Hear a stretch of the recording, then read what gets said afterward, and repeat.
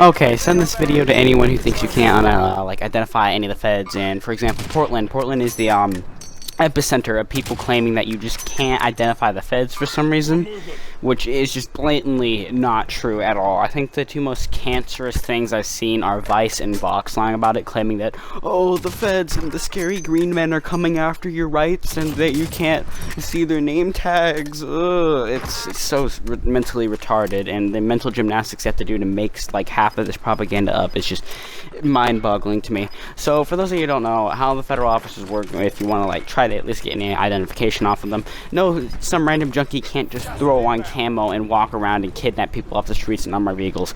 You can look to the right, which I know I already explained this in my people lie about the feds video, but I'm gonna have to come back here since people are still believing this, because it's like total propaganda. If you look to the right, you can see usually the patch for the department they work for, maybe some sort of officer rank or something like that. If you look on like the center of their upper chest, you can see their sort of departmental role, you know, whether it be like police, security, something like that.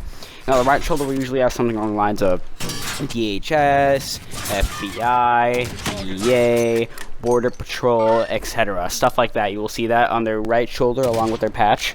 And then it's very also hard to get the, you know, camo patterns and stuff they have, along with you can see like the stuff they wear. I love, and then what's funny is people are equating to the army. The feds are significantly under-equipped compared to the army. I'm sorry they wear camo and it makes you triggered that they're actually like arresting the rioters and looters and terrorists, but just because they wear camo doesn't mean they're the army. I could slap on camo pajamas right now. Are you kidding me? Are you kidding me? So if you look at them, you know, I think Vox keeps trying to lie and saying, look at them, they're taking AR-14s and bringing them onto the streets and they're shooting peoples and it's a peaceful protest. No, it's not even it's AR-15.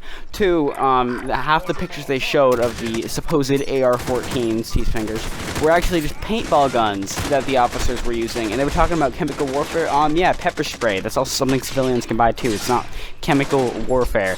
And yes, they're gonna tear gas you if you're getting in a riot and breaking down their fence and trying to burn down the federal courthouse and kill people. That's kind of how it works. That's what they do. I'm having so much trouble grasping why this is such a hard concept to understand. Like, yes, they're gonna come up in an unmarked vehicle, so that way the looters and rioters killing and raping people don't turn around and see a police car coming up and start running, you know? Like, look at the, like, bright flashing lights. Those are the police. Since we're the bad guys, we need to run.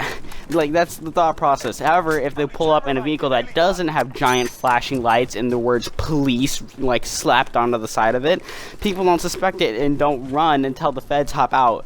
Like, it's how it works. And then, like, equating, like, police brutality, like, the only example that I've seen that people have, like, been like, look, it's police brutality, is one arrest where the feds had to hold the guy down since he was still resisting arrest, and then 3 federal officers had to, like, pin him there. One took out his baton and started jabbing at him. It's called a distractionary strike, because if your hands are, like, underneath you or in front of you and you're resisting arrest from pulling the handcuffs, if they jab you in your side, your hands are going to go backwards just by, like, reflexes. You can't control it. And when their hands are, like, when your hands are already going in the momentum, like, going backwards, it's really easy for them to grab your hands and already put them behind you and handcuff you. It's a distractionary strike. Tons of officers use it, not the feds. It's not police brutality. If you're going to cry over that, I don't know how you even made it to the real world and became an adult. That's pathetic. And then they also were crying that he was holding them down with the tear gas. Yeah, it's kind of a riot with insurrectionists and terrorists. There's gonna be some tear gas involved. If you can't handle it, maybe you shouldn't break the law. That's kind of how it works. And they're trying to make people feel bad, you know, because that's all they can do is try to trigger emotions with, you know, like, the wall of moms, you know, they're hurting our moms, even though half of them aren't even moms in the first place. It's pathetic. Sorry for the weird cut there. I just had to throw another gameplay clip in really quickly. But yeah, it's really pathetic. And then they also, like, with the moms thing, how they try to make you feel bad. And now they're trying to use toddlers and children as human shields against the feds to try to make us feel bad. Because that's what they're doing. They're like, look, they're hurting the children. Yeah, maybe because you're holding the child as you try to beat a federal officer. That might have something to do with it. Maybe if you're more responsible and a good parent, it wouldn't, like, have to happen that way. But no, you just have to be an idiot. And now your children have to suffer the consequences because you're just such an idiot. Like, no, I don't feel bad for the moms. Like, yeah, these idiots rioting had to come from somewhere, and their mom. And if their mom's gonna break the law too, then arrest her too. It doesn't matter your age, your gender, your race, color. None of that matters. If you're breaking the law, you're breaking the law. That's it. That's how it should be. Nothing else matters after that point. Like, I don't care if you're a mother. The law still applies to you. You still deserve to be arrested. So all the feds can easily be like identified by the department, and they're not violating human rights. I haven't seen one example of a federal officer legitimately like using police brutality. Some people say they like the veteran case. I haven't actually seen the video of that at all. I'm pretty sure the veteran tried to actually go at him, and the fed grabbed his hand and like twisted it and ended up breaking his fingers, which I could care less about the veteran who lost his fingers because he was an idiot. Like, don't riot and loot and don't break the law, and this stuff wouldn't happen to you in the first place. There's reasons this stuff happens to those who do bad. Like, you're not some hero for robbing the closest target and ruining a whole community. That's not how it works.